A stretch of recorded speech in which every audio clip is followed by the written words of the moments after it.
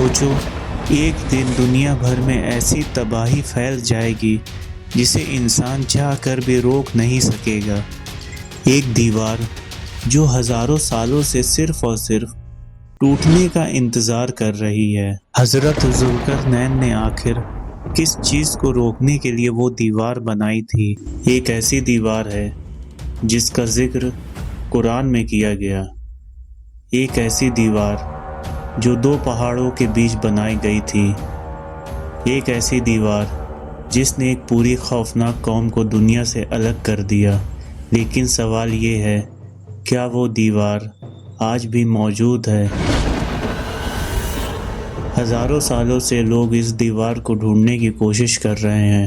کچھ ہسٹورینز کہتے ہیں یہ سینٹرل ایشیا کے پہاڑوں میں کہیں چھپی ہوئی ہے، اور کچھ لوگ اسے صرف ایک سمبولک اسٹوری سمجھتے ہیں، لیکن قرآن اسے ایک حقیقت کے طور پر بیان کرتا ہے، ایک ایسی حقیقت جو آخر زمانے سے جڑی ہوئی ہے۔ قرآن کے مطابق ایک دن ایسا آئے گا جب یہ دیوار ٹوٹ جائے گی، اور اس دیوار کے پیچھے قید ہیں یاجوج ماجوج، ایک ایسی قوم جو ہر چیز کو برباد کر دے گی، ایک ایسا فتنہ جسے ہسٹری نے کبھی نہیں دیکھا ہوگا۔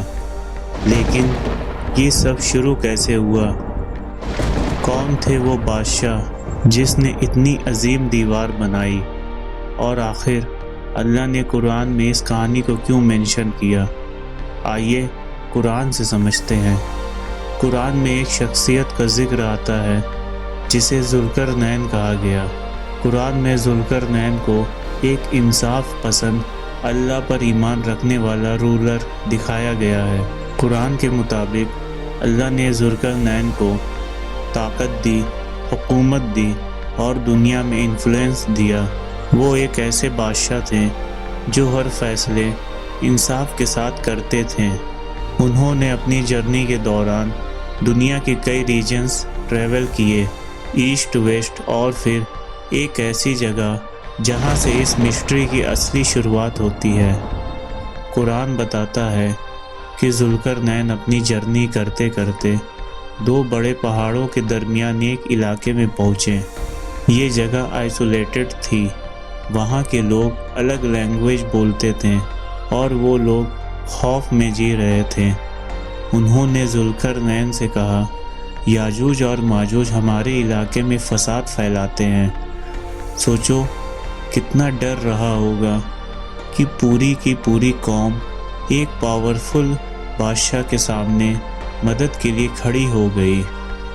قرآن ان لوگوں کو ڈیٹیل میں ڈسکرائب نہیں کرتا، لیکن اسلامک نریشن اور اسکالرز کے ایکسپلینیشن کے مطابق یاجوج اور ماجوج ایک بہت بڑی اور ڈسٹرکٹیو قوم تھی۔ وہ لوٹ مار کرتے، تباہی مچاتے اور ہر چیز کو برباد کر دیتے۔ ہسٹری میں کئی سیولائزیشنز ایسی رہی ہیں جن سے لوگ خوف کھاتے تھے، لیکن یاجوج اور ماجوج کا ذکر الگ تھا، کیونکہ ان کا کنیکشن صرف ہسٹری سے نہیں، فیوچر سے بھی تھا۔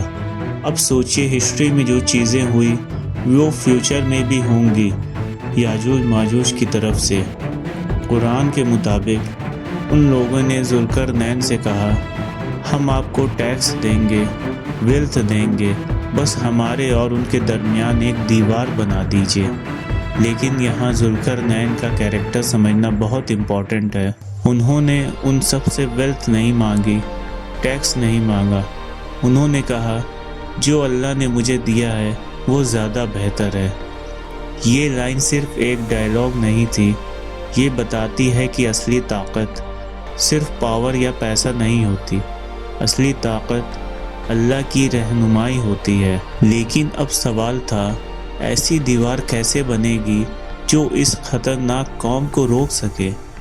ایک نارمل دیوار کبھی کافی نہیں ہوتی۔ تب ذوالقرنین نے ایک ایسا پلان دیا جو اس وقت کے لیے آلموسٹ امپاسبل لگتا تھا۔